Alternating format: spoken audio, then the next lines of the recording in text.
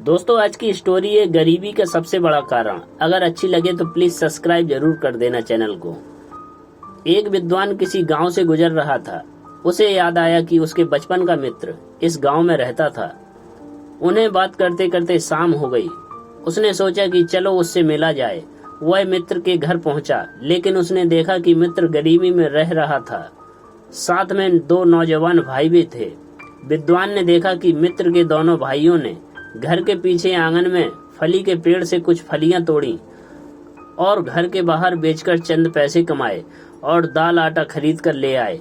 मात्रा कम थी।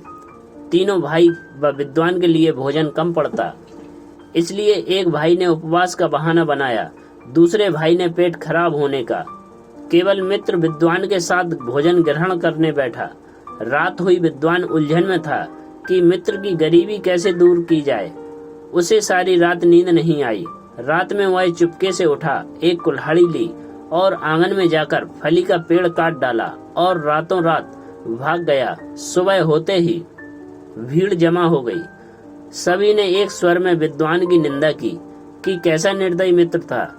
तीनों भाइयों की रोजी रोटी से एकमात्र सहारे को विद्वान ने एक ही झटके में खत्म कर डाला। तीनों भाइयों की आंखों में आंसू थे। 23 बरस बीत गए। विद्वान को फिर उसी गांव की तरफ से गुजरना था। डरते डरते उसने गांव में कदम रखा। पिटने के लिए भी तैयार था। वो धीरे से मित्र के घर के सामने पहुंचा, लेकिन वहां मित्र की झोपड़ी की जगह कोठी नजर आई। इतने में तीनों भाई भी बाहर आ गए। अपने विद्वान मित्र को देखते बोले, यदि तुमने उस दिन फली का पेड़ न काटा होता तो हम आज इतने समृद्ध न हो पाते। हमने मेहनत न की होती। अब हम लोगों को समझ में आया कि तुमने उस रात फली का पेड़ क्यों काटा था। जब तक हम सहारे के सहारे रहते हैं, तब तक हम आत्मनिर्भर होकर प्रगति नहीं कर सकते। जब भी सहारा मिलता है तो हम आलस्य में गरीबी अपना लेते हैं। और दूसरा, हम तब तक कुछ नहीं करते जब तक कि सामने हमारे कोई आवश्यकता नहीं होती, जब तक हमारे चारों ओर अंधेरा नहीं छा जाता।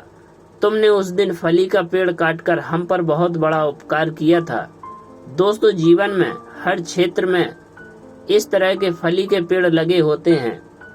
यदि आप प्रगति करना चाहते हैं तो इन पेड़ों को एक झटके में काट डालो। तुम्हारी प्रगति का रास्ता अपने आप खुल जाएगा।